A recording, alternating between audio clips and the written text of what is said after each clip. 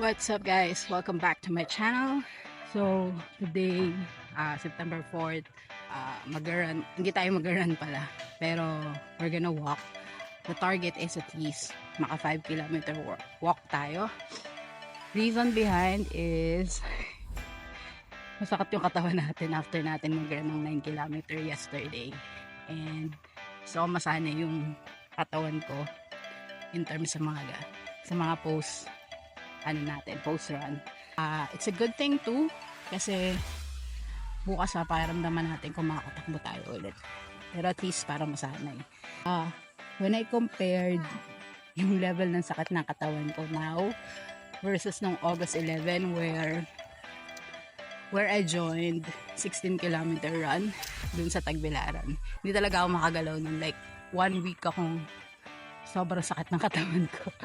So nabigla, right? And we don't want that to happen again. So eto, chill day lang tayo ngayon, walk lang tayo, but at least we can complete 5 kilometer walk.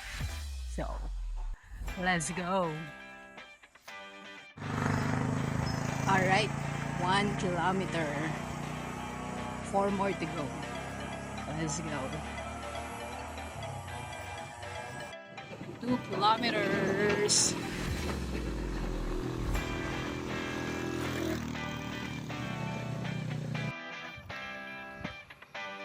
3 kilometers, baby. Let's go.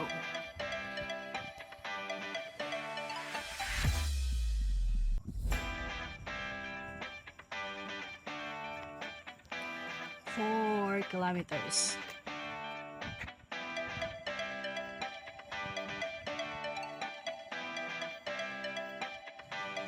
5 kilometers.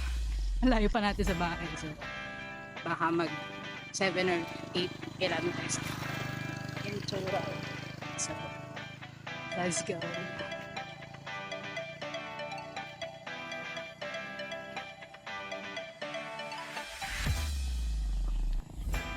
Six kilometers.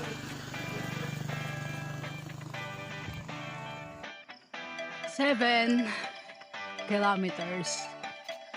Padilim na naman. Yari na naman tayo kay mama nito. Nag-water break din para ako, guys. So, konti na lang. Malapit na tayo sa bahay.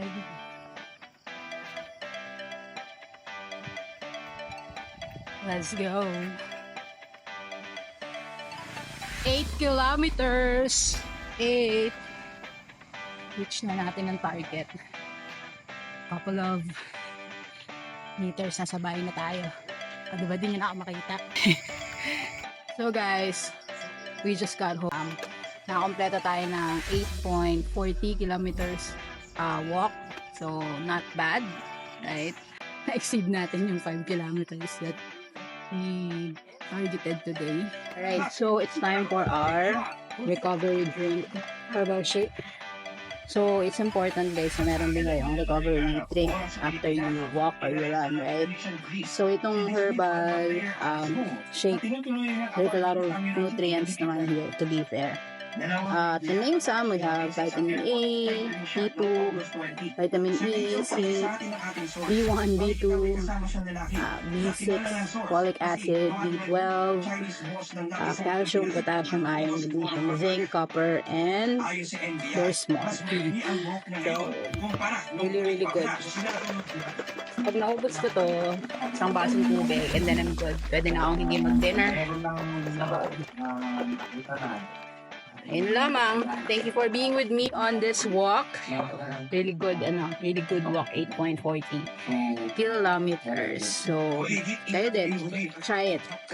Ganda talaga siya sa katawan.